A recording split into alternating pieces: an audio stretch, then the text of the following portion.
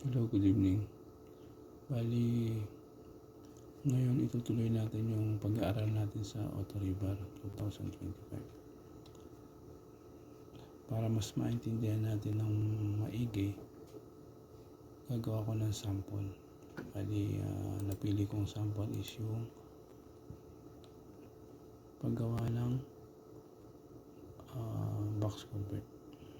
Ito ang isa sa mga sample ng mga box culvert na dinesign na o kaya base yan sa IFC na design, sa original na design.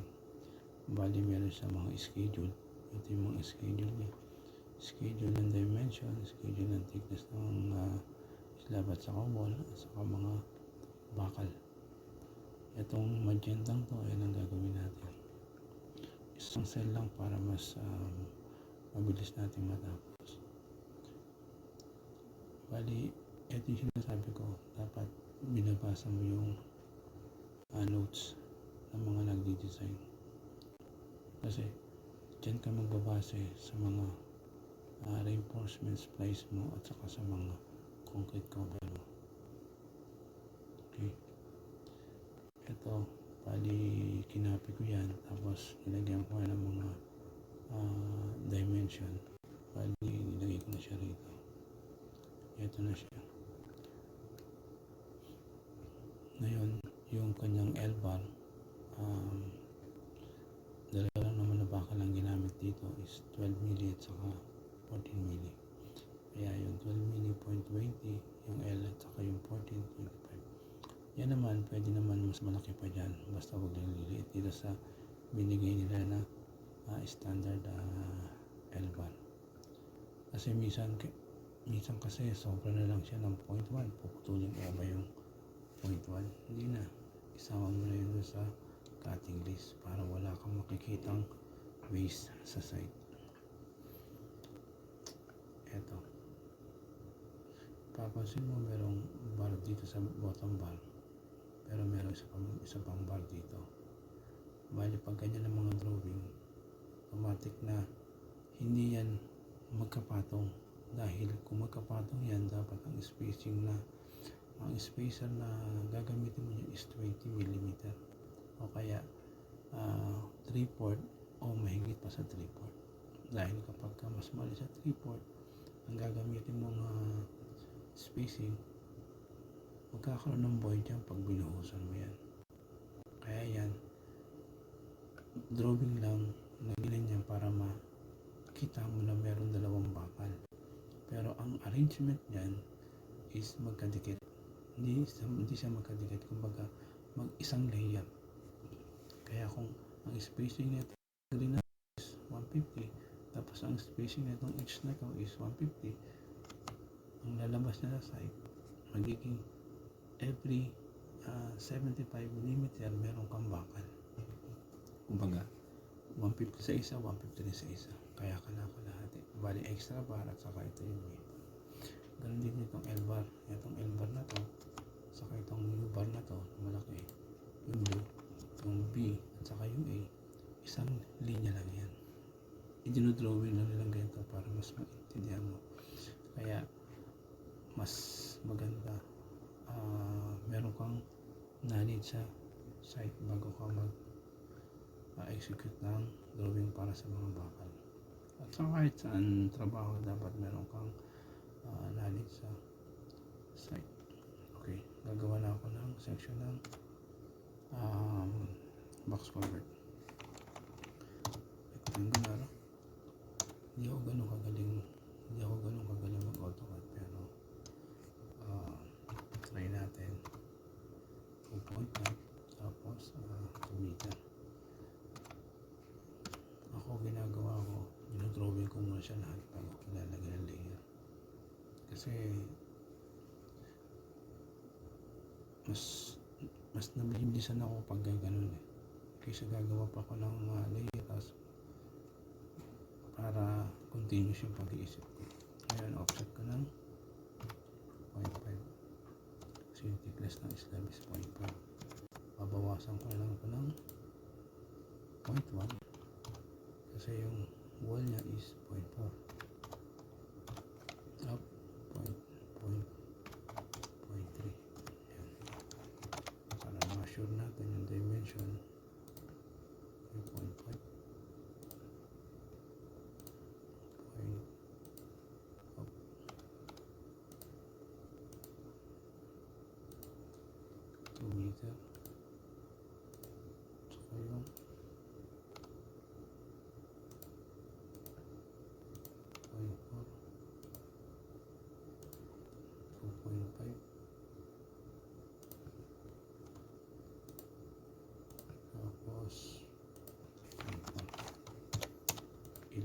sa labas para mas malinaw dun sa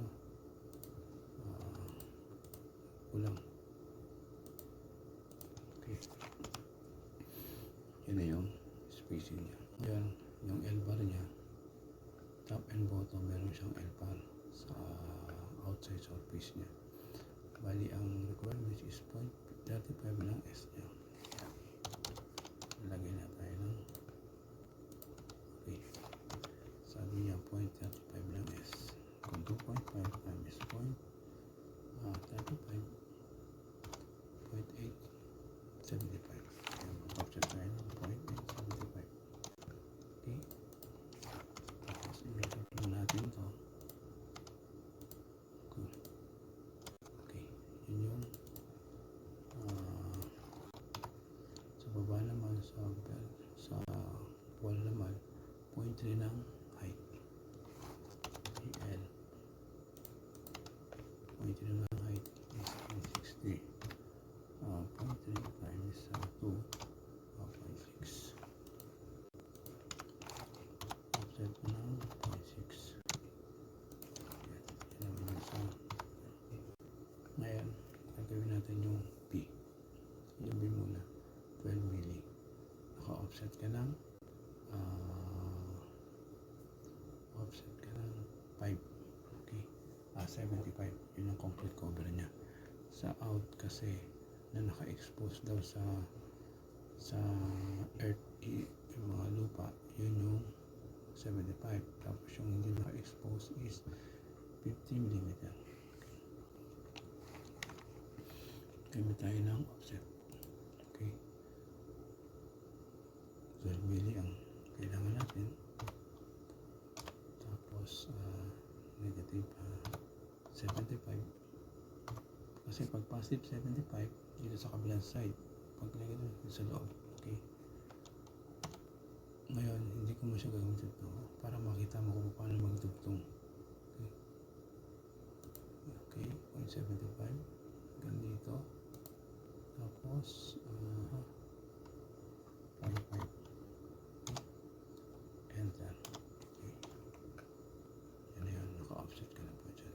Ngayon, naman, ating hini. Tapos 75. Nandito naman ako sa kabila sa loob. Sa kabilang side. Okay. Yan. Then, enter. Ngayon, i-join ko yan. Okay. Gamit lang ang simple na command, join. Ayan. Yun. Join na.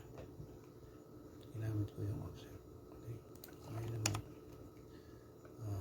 yung offset ulit. Gamit tayo ng polyline lever. Ito. Polyline lever. 12 milli ulit. Yung para sa L niya. Polyline. Ito. Gamit tayo ng lever. 12 milli. Tapos ito. Tayo. Ito yung center. Okay. Yan. Tapos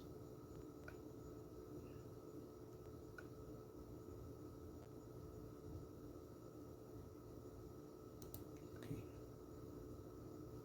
Hindi siya nag-center. Okay lang.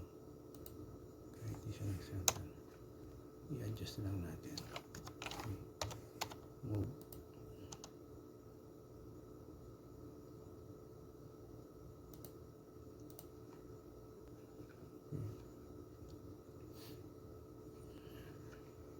Bawasan natin ito.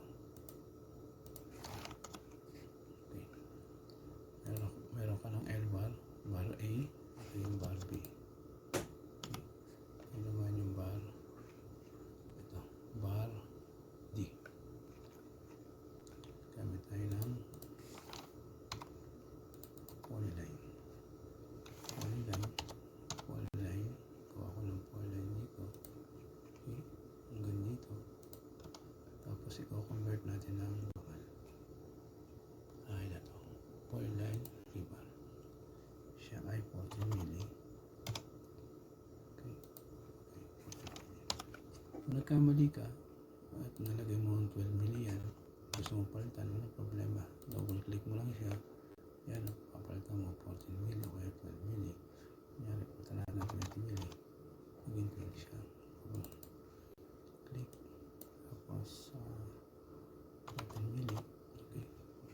mapakita dimension. Yan. Okay. Move natin siya ng kalahati ng 14 milli or 14 mm or 0.007. Tapos yung concrete cover natin is 50. Move natin ng 0.05. Yan. Yan na yun. Okay. Yan na. Ngayon naman, ito naman tayo sa longitudinal bar. Yung 12 milli na no. 0.070 ay kalahati ng 150. Okay. Gamit ako ng linear cross. Ito. 12 milli yan. Tapos 150 ang spacing. Yan. Yan blue. Yan. Okay. Hanggang dito lang. Tapos lalagyan ko lang ng isa ron. Tulo.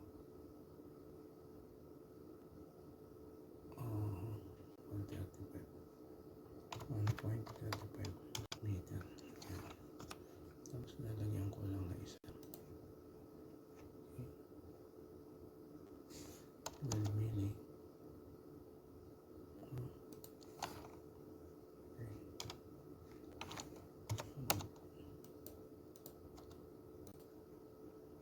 Kusya na ito. Yung isang peraso lang. Actually, pan-drawing lang naman to. Hindi naman masyadong ano to. No big deal naman to. Para lang may drawing. Ang itsura. Huwag ko siya ng thickness. Okay? Tapos, i-mirror ko siya. Para sa kabilang side. Okay?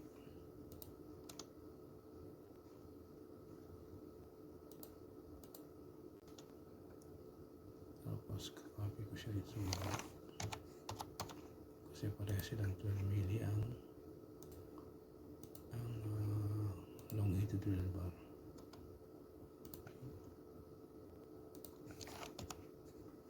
Yan. Paano napalitan yung itong kulay na yan? Ganito yan. Sa settings, punta ka dito sa cross hairs niya. Yan, 5. Kasi pag ginawa mo siyang 6, tapos yung kanyang peel, ito yung peel, kaya mo rin 6. Magiging pink siya. Magenta. Yan. Ganyan magpalit. Talagang ko. Maliban na sa bakal. Kasi lahat ng bakal isang kulay lang yan. Kung gusto mo mabago yung kulay niya, pagkatapos mo siya i-drawing, gawin mo, explode mo siya. Tapos match mo na lang din sa mga kulay na to. Ngayon, wala mga dimension yan, wala mga description yan. Para mamaya, isa-isa ko siyang kukunin para sa mga description. Okay, sa baba naman, ito naman. Kailangan natin dito sa baba ay ito lang, itong bakal na to. Kasi ang thickness na ito is, ang concrete cover is 50. Bali, offset natin. Ilan ba na? 12 milli yan. Tapos ang 50. Tingnan natin kung 50. Okay, 50. 50 siya. Tapos 0.5. Okay. Enter. Okay. Yan na. 50. Tapos copy natin. I-mirror natin ito. Itong side na to at saka itong meron natin yan. Okay. Tapos copy natin ito.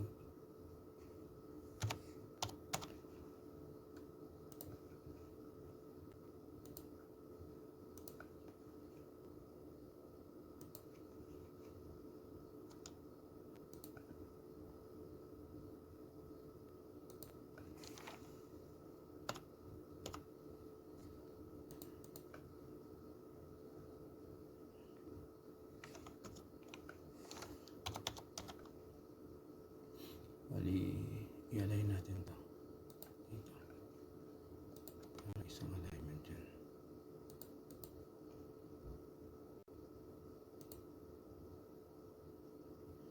I-align natin ilan ba yung ano niya.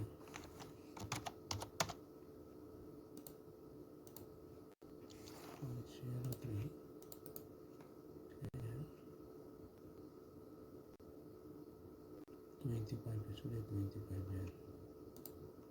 0.25. Okay. 0.25.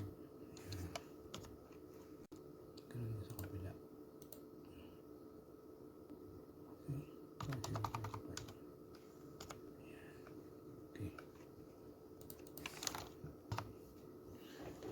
Yun yung bakal niya. Kaya yan, pwede mo lang parehas yan. Itong bakal na to, itong bakal na to, pwede mo lang parehas yan. Ang mababago lang naman yan itong L. Papasok naman yan kasi meron naman yan vertical bar. Para lang maging makatotohanan. Yun yan. Okay. Ngayon naman kailangan natin yung itong vertical. Sa vertical natin, meron tayong 40 mili sa inner, meron tayong outer 12 mili. Bali yan, nakapatong yan dito. Ito yung magiging guide natin. Yan. Tapos ito ganun din. Nakapatong yan dyan. Bakal yan nakapatong dyan. Okay.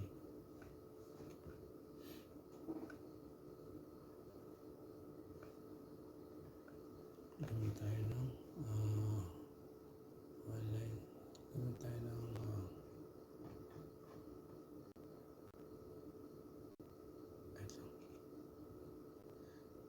Gamit tayo ng offset ng 45. About 14 mili. Tapos offset ka ng 50. Okay. Kahit dito ako magsimula. Ano?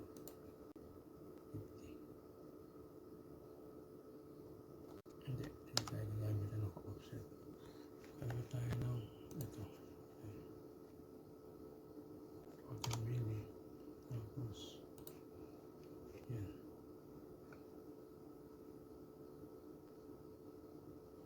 Bali yung L nya is 25. Tapos dapat tumama 14 na 25 yan. Okay. 3 bar natin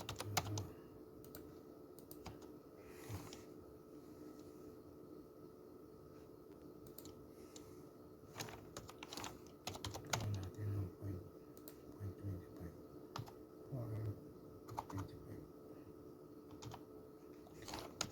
para sa okay. Yung bar niya ito. Yung bar niya bali 14 mili. Okay.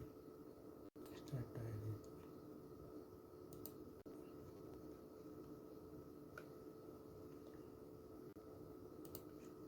Yan. Tapos 0.25. Okay. Up. Okay. Na-cancel natin. Dapat enter. 14 mili. Tapos vertical. Tapos 0.25. Okay. Enter. Bali, set natin ito ng kalahati ng 14.007. Yan. Dapat kasi nakapatong yan sa ganyan na ang arrangement yan, ganyan nakapatong yan. Totoong buhay, ganyan talaga nakapatong yan. Ganyan din dito 0.007. Yan, kalahati ng yan. Tapos ito logo natin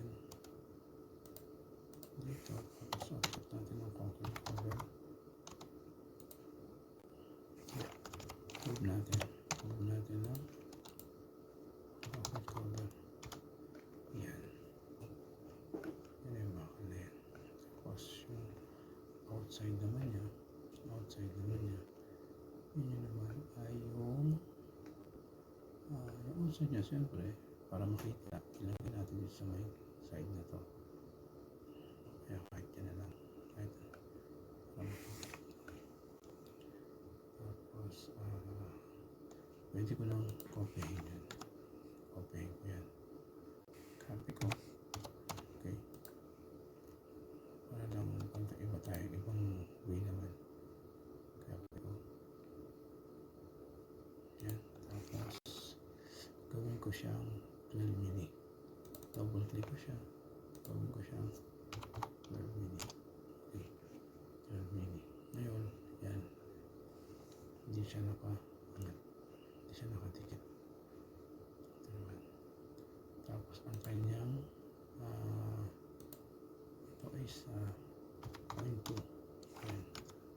Tapos, gawin din ang kanyang L dito, 0.2. 0.2. Yan. Okay. Tapos, ilagay natin siya sa tamang lalagyan. Okay. Tamang yan. Bali, meron ka pang 0.01. Kasi dun sa 7 sa 12. Kaya 0.01. 0.01. Yan. Perfect na perfect yan. Okay. Tapos ilagay natin sa arrangement. Tamang arrangement na dito sa vertical yan. Kaya continuous yan. Kaya pag naglatag ka ng bakal, dikit-dikit yan. Nakabundle yan dyan. Pati yung L. Ngayon ito wala pa tong L sa baba. Copy natin. Meron natin yung ano to. Yung L. Yan. Meron natin. Para magkaroon siya ng okay. Yan. Meron na rin siya rito. May L siya rito. Yan. Okay. Itong L na to. Itong L na yan. Yan. Pero hindi yan nakalagay dyan. Bali nakalagay yan dito sa naka-layer yan dito. Naka-align yan dito sa bottom. Bali kasi ito 12 mili yan. Ito.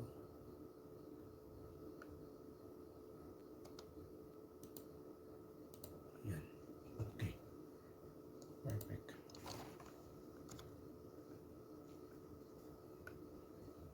Perfect yan. Ayan. Yan yung 12 mili. Double check natin kung pumasok yan. Subset mo lang 0.875.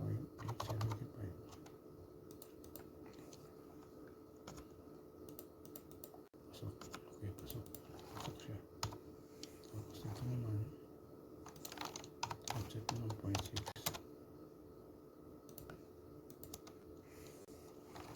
Subset mo ng 0.6.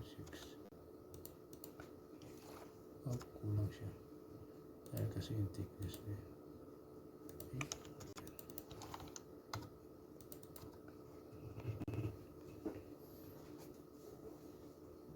Yan. Kasi may mirror na natin yan. Mirror natin to.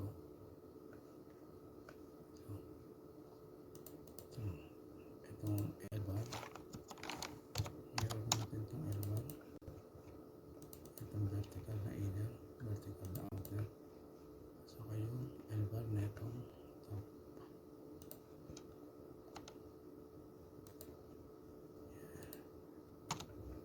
Yan. Tapos lalagyan natin ngayon ng longitudinal bar. Offset mo ng 0.07.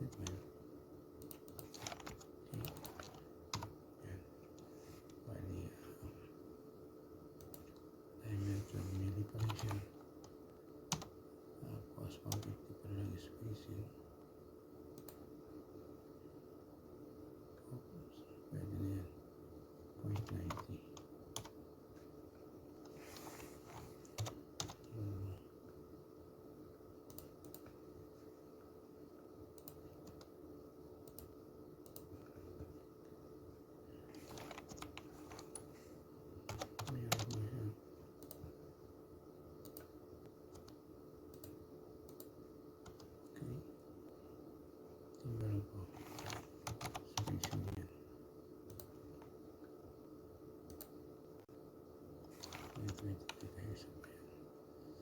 Pwede pa natin dagdagan yan.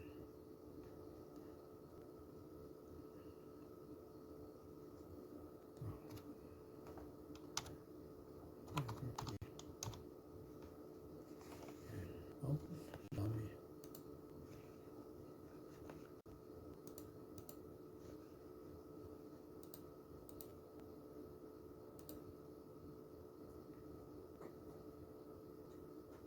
Yan.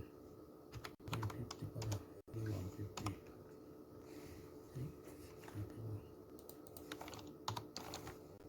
Copy mo siya.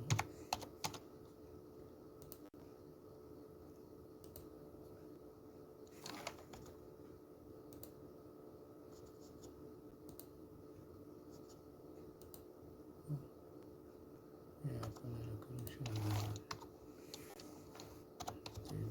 na natin mo ito. Ito yung center. Ito yung meron natin dyan sa center. Kaya pala nagkaroon siya ng so, ano? Zero. DS. No. Enter lang. Yan. Copy mo.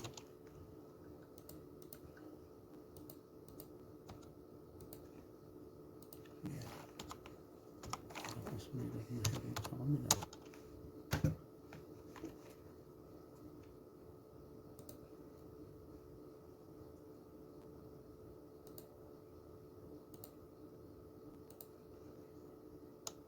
Meron natin. Okay. Yan. Kompleto na. Kompleto na yun. Kaya gagawa na tayo ng leveling at saka para pending schedule.